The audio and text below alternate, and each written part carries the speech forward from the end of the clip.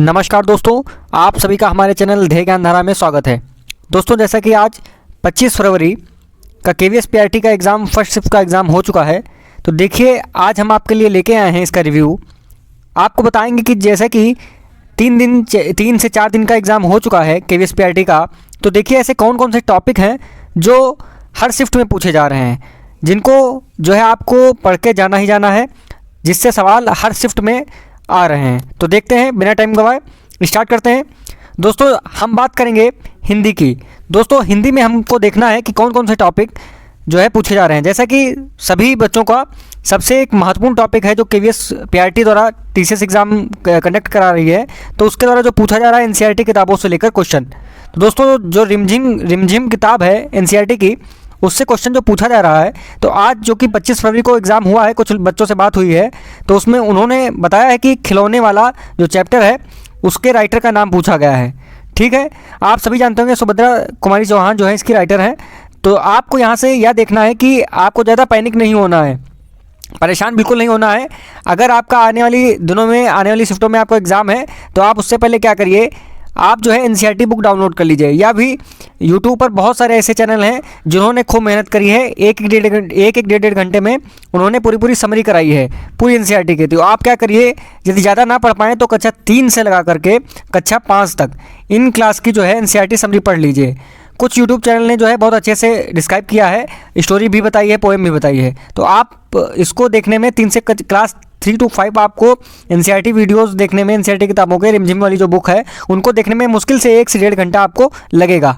और आप जो है वहाँ क्वेश्चन आएगा, 4 ऑप्शन रहेंगे, आप 101% जो है सही ऑप्शन क्लिक कर लेंगे यदि आप एक बार इसको पढ़े हैं।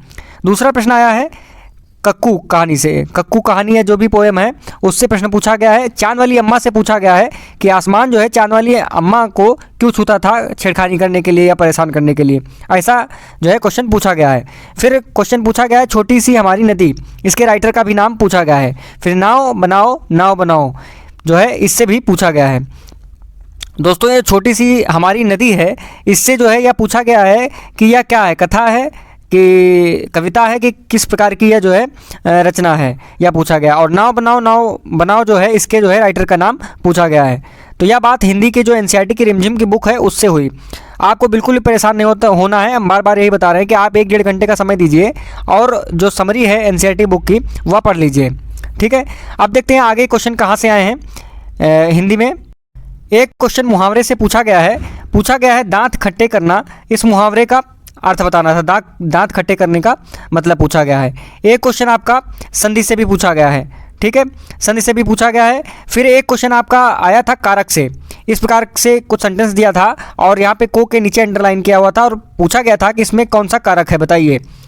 फिर दोस्तों, ये जो 2 चैप्टर है आपके, 2 से 3 चैप्टर, संज्ञा सर्वनाम विशेषण, दोस्तों इनमें क्या करना है आपको, यदि आपने पढ़ लिया है बहुत अच्छी बात है, आप वहाँ पे कर लेंगे, श्योर है कर लेंगे। यदि अभी तक आप कन्फ्यूज़न में हैं या पढ़ा नहीं है या फिर नहीं आपको टाइम मिला, तो आप एक काम करिए, संज्ञा सर्वनाम विशेषण, इनके आपको क्या करना है, इनके जितने भी प्रकार हैं आप एक पेज पर लिख लीजिए और 5 मिनट का टाइम लगेगा आपको, केवल एक पेज पे इनके प्रकार लिख लीजिए और प्रकारों को समझ लीजिए। और डायरेक्ट क्वेश्चन वहीं से आ रहा है, जैसे कि सर्वनाम से एक क्वेश्चन आया था, यहाँ पर शायद निजवाचक सर्वनाम से आया था। एक सेंटेंस दिया था, उसमें अंडरलाइन किया हुआ था कि इसमें कौन सा सर्वनाम है। फिर अगला क्वेश्चन आया था राक्षस का पर्यायवाची पूछा गया था। दोस्तों, इसमें पूछा गया था, एक प्रश्न दिया गया था जिसमें लिखा हुआ था कि निम्न में से कौन सा राक्षस का पर्यायवाची नहीं है। तो 3 ऑप्शन जो थे उसमें राक्षस के पर्यायवाची थे, एक ऑप्शन उसमें नहीं था। ठीक है, इस प्रकार से कुछ हिंदी के एक प्रश्न पूछे गए हैं।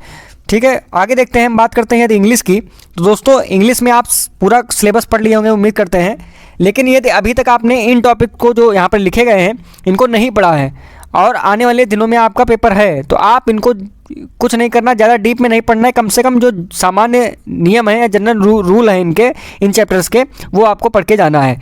बात करते हैं हम active voice passive wise. Simple सा क्वेश्चन आ रहा है, आप इनके जो है जनरल रूल भी अगर जो पढ़ लेंगे तो आप वहाँ पर टिक करके आएंगे सही आंसर। फिर नरेशन आपको पढ़ना है, मतलब कि डायरेक्ट इनडायरेक्ट से भी एक क्वेश्चन आपका आ रहा है। आज एक्टिव वाइज पैसिव वाइज से दो क्वेश्चन थे आज की शिफ्ट में, इससे भी 2 क्वेश्चन थे, इससे भी 2 क्वेश्चन थे। फिर दोस्तों जैसा कि हमने आपको अभी हिंदी में बताया कि संज्ञा सर्वनाम और विशेषण से, ऐसे इसी प्रकार से आपके इंग्लिश में भी क्वेश्चन पूछे जा रहे हैं एडजेक्टिव और प्रोनाउन से। आपको एक सेंटेंस दे रहा है, उसमें एक वर्ड को जो है अंडरलाइन कर दे रहा है, फिर वहाँ से पूछ रहा है कि इसमें क्या है, कौन सा पार्ट ऑफ स्पीच होगा, आपका नाउन होगा, एडजेक्टिव होगा, प्रोनाउन होगा, क्या होगा। ठीक है, इसी प्रकार से आपको नाउन और एडजेक्टिव के बारे में देख के जाना है। आज सबसे विशेष बात जो रही इंग्लिश में, वहाँ पूछा गया कि क्लॉज, एक सेंटेंस दे दिया गया और उसमें अंडरलाइन कर दिया गया, पूछा गया कौन सा क्लॉज है, नाउन क्लॉज है, एडजेक्टिव क्लॉज है या प्रिंसिपल क्लॉज है, या कौन सा क्लॉज है, वहाँ पूछा गया है।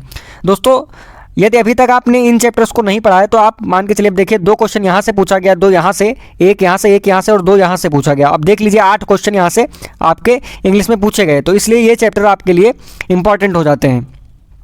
बाकी दोस्तों परेशान होने की कोई ज़रूरत नहीं है, इतना लेंथी पेपर नहीं आ रहा है, इंग्लिश और हिंदी से आप कर लेंगे, बस अच्छे से संतुलन बना के रखिए, ज़्यादा पैनिक मत होइए। फिर यदि हम बात करते हैं मैथ्स की, मैथ्स नॉर्मल आ रही है, आप कर लेंगे।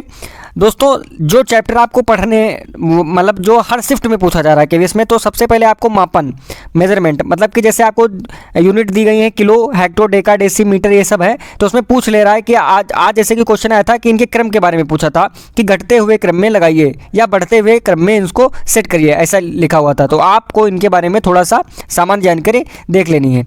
फिर दोस्तों बात करते हैं यदि हम मेंसुरेशन की, तो दोस्तों 2 क्वेश्चन मेंसुरेशन के आ रहे हैं, बस केवल फार्मूला बेस सामान्य क्वेश्चन है, कोई ज़्यादा टफ नहीं है, आपको फार्मूला आना चाहिए। जैसे कि आज क्वेश्चन था क्यूब से, था क्यूब और क्यूबाइड से, एक घन की एक भुजा दी गई थी और जो क्यूब उसका घनाभ का जो है उसकी भी 3 भुजाओं की माप दी गई थी। दोस्तों करना, लंबाई, चौड़ाई और ऊंचाई की माप दी गई थी। अब करना क्या था, इसमें पूछा था कि जो है घन का आयतन घनाभ के आयतन के कितने गुना है, ऐसे क्वेश्चन था, यही सेम क्वेश्चन था। फिर हम यदि बात करते हैं सबसे इंपॉर्टेंट जो मैथ में हो जाता है, वह हो जाते हैं आपके रोमन नंबर। जैसे कि आप पढ़ते होंगे 1, 2, 3, ऐसे आप लोगों ने खूब पढ़ा होगा। अब यदि हम बात कर लेते हैं जो LCDM है, यहाँ से क्वेश्चन आया हुआ था, तो आपको ध्यान रखना है। ठीक है, L मतलब कि 50, C मतलब 100, D मतलब 500 और M मतलब 1000। ठीक है, तो आपको इनकी यूनिट जरूर जो है, संख्याएं जरूर याद रखनी है, वहाँ से क्वेश्चन एक हर शिफ्ट में पूछा जा रहा है। तो दोस्तों आपको देख लीजिए, जो आपको टफ टॉपिक लग रहे थे या जो प्रत्येक शिफ्ट में केवीएस पूछ रहा है जहाँ से, जिस टॉपिक से, वो टॉपिक आपके सामने हमने शेयर कर दिए हैं। यदि वीडियो आपको आपके लिए लाभदायक हो, आपको अच्छा लगा हो, तो आप इस वीडियो को लाइक कीजिए, सब्सक्राइब कीजिए हमारे चैनल को और अपने दोस्तों के साथ शेयर कीजिए। धन्यवाद।